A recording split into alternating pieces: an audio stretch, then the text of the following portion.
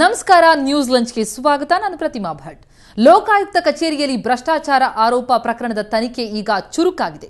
ನಿನ್ನೆ ಅಶೋಕ್ ಕುಮಾರ್ ಎಂಬಾತನನ್ನ ವಿಶೇಷ ತನಿಖಾ ತಂಡ ಅರೆಸ್ಟ್ ಮಾಡಿತ್ತು. ಇವತ್ತು ಇನ್ನಿಬ್ಬರನ್ನ ಬಂಧಿಸಲಾಗಿದೆ.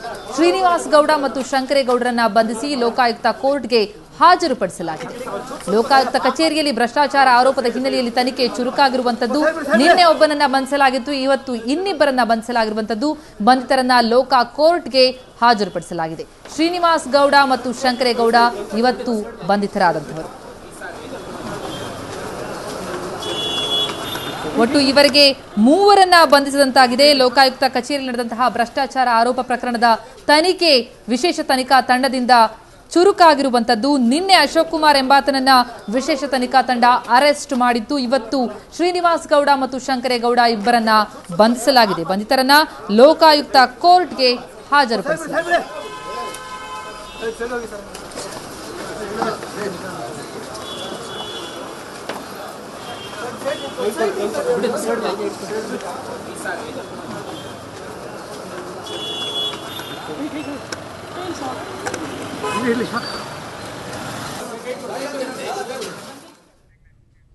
ಈ ಬಗ್ಗೆ ಹೆಚ್ಚಿನ ಮಾಹಿತಿಯನ್ನು ನೀಡಲಿಕ್ಕೆ ಲೋಕಾಯುಕ್ತ ಕೋರ್ಟ್ನಿಂದ ನಮ್ಮ ಪ್ರತಿನಿಧಿ ಅಭಿಷೇಕ್ ಈಗ ನಮ್ಮೊಂದಿಗೆ ನೇರ ಸಂಪರ್ಕದಲ್ಲಿದ್ದಾರೆ. ಅಭಿಷೇಕ್, ಕೊನೆಗೂ ವಿಶೇಷ ತನಿಖಾ ತಂಡದಿಂದ ಚುರುಕಾಗಿರುವಂತದ್ದು ತನಿಖೆ. ನಿನ್ನೆ ಒಬ್ಬರನ್ನ ಬಂಧನ, ಇವತ್ತು ಇಬ್ಬರ ಬಂಧನ.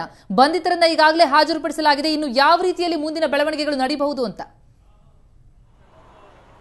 ಎಸ್ ಪ್ರತಿಮಾ, ನಿನ್ನೆಯಷ್ಟೇ ಏನು ಅಶೋಕ್ ಅನ್ನೋರ್ನ ಒಬ್ಬ ಮಧ್ಯವರ್ತಿನ ಅರೆಸ್ಟ್ ಮಾಡ್ಕೊಂಡು ತಂದರು. ಇವತ್ತು ನಿನ್ನೆ ಒಂದು 12:30ಕ್ಕೆ ಶ್ರೀನಿವಾಸ್ ಗೌಡ ಅನ್ನುವಂತಹ ವ್ಯಕ್ತಿಯನ್ನ ಬಿರಿಯಾನಿ ಅಡ್ಡ ಅನ್ನುವಂತಹ ಒಂದು ಹೋಟ್ಲಿಂದ ಅರೆಸ್ಟ್ ಮಾಡ್ಕೊಂಡು ಬಂದಿದ್ದಾರೆ. ಅದಾದ ಬಳಿಕ ಏನು ಶಂಕರೇಗೌಡ A3 ಆರೋಪಿಯಾಗಿರುವಂತಹ ಶಂಕರೇಗೌಡ ಏನಿರ್ತಾನೆ ಆತನನ್ನು ಕೂಡ ಬಸವೇಶ್ವರ ನಗರದ ಒಂದು ಖಾಸಗಿ ಹೋಟೆಲ್ನಿಂದ ಅಲ್ಲಿಂದ ಅರೆಸ್ಟ್ ಮಾಡ್ಕೊಂಡು ಬಂದಿರುವಂಥದ್ದು. ಈಗಾಗಲೇ ಅವರ ವಿಚಾರಣೆ ಕೂಡ ನಿನ್ನೆಯಿಂದನೇ ಶುರುವಾಗಿದೆ. ಇವತ್ತು ಲೋಕಾಯುಕ್ತ ಕೋರ್ಟ್ಗೆ ಒಂದು ಅವರನ್ನು ಪ್ರೊಡ್ಯೂಸ್ ಮಾಡಲಾಗಿದೆ. ಇನ್ನು ಮುಂದೆ ಯಾವ ರೀತಿ ಅವರನ್ನು ಲೋಕಾಯುಕ್ತ SIT ಕಸ್ಟಡಿಗೆ ಕೊಡ್ತಾರಾ ಅಥವಾ ಏನು ಜೇಸಿ ಕಳಿಸ್ತಾರ ಅನ್ನುವಂತಹ ಒಂದು ಮಾಹಿತಿ ಕೂಡ ಈಗಷ್ಟೇ ಬೀಳಲಿದೆ.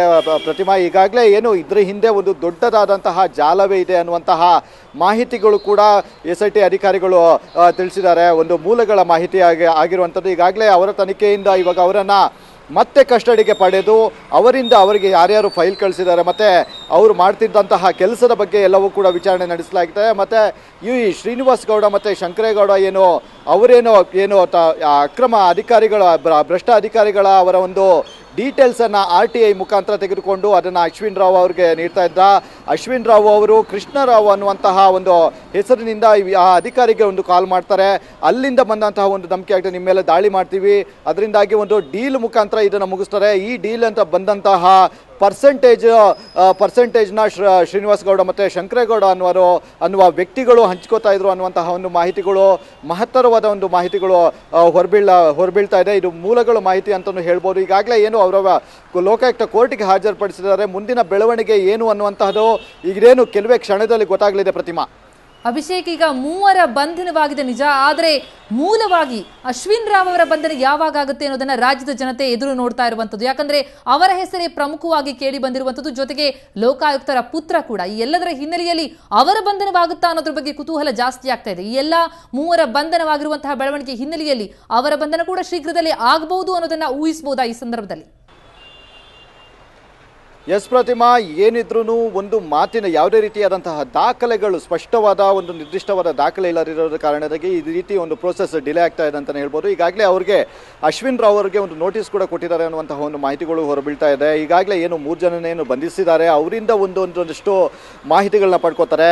ಅದಾದಮೇಲೆ ಅವರಿಗೆ ಬಂದಂತಹ ಮೊಬೈಲ್ ಕರೆಗಳು ಮತ್ತು ಯಾವ ರೀತಿ ಇವರು ಅಧಿಕಾರಿಗಳನ್ನು ಒಂದು ಟ್ರ್ಯಾಕ್ ಮಾಡ್ತಾ ಇದ್ರು ಮತ್ತು ಅಶ್ವಿನ್ ರಾವ್ಗೆ ತಿಳಿಸ್ತಾ ಇದ್ದಾರಾ ಅನ್ನುವಂತಹ ಒಂದು ಮಾಹಿತಿಗಳು ಕೂಡ ಎಲ್ಲವನ್ನು ಇವಾಗ ವಿಚಾರಣೆಗೆ ಒಳಪಡಿಸಲಾಗಿದೆ. ನಿನ್ನೆ 12:30ಕ್ಕೆ 1:30ಕ್ಕೆ ಇಬ್ಬರನ್ನು ಅರೆಸ್ಟ್ ಮಾಡಿದ್ದಾರೆ. ಇಲ್ಲಿವರೆಗೂ ಒಂದು ದಿನಗಳಾಗಿದೆ. ಯಾವುದೇ ರೀತಿಯಾದಂತಹ ಒಂದು ವಿಚಾರಣೆಗೆ ಇದು ಸಮಯ ಸಾಕಾಗೋದಿಲ್ಲ ಅನ್ನುವಂಥ ಕಾರಣದಿಂದಾಗಿ SIT ಅಧಿಕಾರಿಗಳು ಕೂಡ ಒಂದು ಅರ್ಜಿಯನ್ನು ಸಲ್ಲಿಸಿದ್ರು. ಅಲ್ಲಿ ಕೂಡ ವಿಚಾರಣೆ ನಡೀತಾ ಇದೆ. ಇವ್ರನ್ನ ತಮ್ಮ ಕಸ್ಟಡಿಗೆ ಕೊಡಿ, ಇನ್ನಷ್ಟು ದಾಖಲೆಗಳನ್ನು ಮತ್ತು ಇನ್ನಷ್ಟು ಮಾಹಿತಿಗಳನ್ನು ನಾವು ಕಲೆ ಹಾಕ್ತೀವಿ ಅನ್ನುವಂತಹ ಒಂದು ಮಾತುಗಳನ್ನ ಕೂಡ ಜಡ್ಜ್ ಮುಂದೆ ಅವರು ಹೇಳಿದ್ದಾರೆ. ಈಗಾಗಲೇ ಅದ್ರ ಪ್ರೋಸೆಸ್ ಕೂಡ ನಡೀತಾ ಇದೆ. ಏನು PC ಗೆ ಕೊಡ್ತಾರಾ ಅಥವಾ SIT ಅಧಿಕಾರಿಗಳ ಕಸ್ಟಡಿ ಕಸ್ಟಡಿ ಕೊಡ್ತಾರೆ ಅನ್ನುವಂತಹ ಒಂದು ವಿಚಾರಗಳು ಇವಾಗ ಸದ್ಯಕ್ಕೆ ಹೊರಬೀಳಿದೆ. ಈಗಾಗಲೇ ಏನು ಅಶ್ವಿನ್ ರಾವ್ ಅವರ ಮೇಲಿರುವಂತಹ ಒಂದು ಆರೋಪಗಳು ಏನಿದ್ದಾವೆ, ಈ 3 ಜನರನ್ನ ವಿಚಾರಣೆ ವೇಳೆ ಏನು ಒಂದು ಮಾಹಿತಿ ಬರ್ತವೆ, ಏನು ಮತ್ತೆ ಡಾಕ್ಯುಮೆಂಟ್ಸ್ ಏನೇನಿರುತ್ತೆ ಅದೆಲ್ಲವನ್ನು ಕೂಡ ಕ್ರೋಢೀಕರಿಸಿ ಅದಾದ ಬಳಿಕ ಅವರಿಗೆ ಅವರ ಮೇಲೆ ಒಂದು ಕ್ರಮವನ್ನು ಕೈಗೊಳ್ಳೋ ಸಾಧ್ಯತೆ ಕೂಡ ಇದೆ. ಪ್ರತಿಮಾ, ಥ್ಯಾಂಕ್ ಯು ಅಭಿಷೇಕ್ ತಮ್ಮೆಲ್ಲ ಮಾಹಿತಿಗೆ. ಒಟ್ಟಾರೆ ಎಸ್ಐಟಿ ತನಿಖಾಧಿಕಾರಿಗಳು ಚುರುಕುಗೊಳಿಸಿರುವಂತಹ ತಮ್ಮ ತನಿಖೆಯನ್ನ ಒಟ್ಟು 3 ಬಂಧನವಾಗಿದೆ. ನಿನ್ನೆ ಒಬ್ಬನನ್ನ ಬಂಧಿಸಲಾಗಿತ್ತು, ಇವತ್ತು ಶ್ರೀನಿವಾಸ್ ಗೌಡ ಮತ್ತು ಶಂಕರೇಗೌಡರನ್ನ ಬಂಧಿಸಲಾಗಿರುವಂತದ್ದು. ಬಂಧಿತರನ್ನ ಲೋಕಾಯುಕ್ತ ಕೋರ್ಟ್ಗೆ ಹಾಜರುಪಡಿಸಲಾಗಿದೆ. ಒಟ್ಟಾರೆ 3 ಬಂಧನವಾಗಿದೆ ಈ ಲೋಕಾಯುಕ್ತ ಕಚೇರಿಯಲ್ಲಾಗಿರುವಂತಹ ಭ್ರಷ್ಟಾಚಾರ ಆರೋಪದ ಪ್ರಕರಣದಲ್ಲಿ.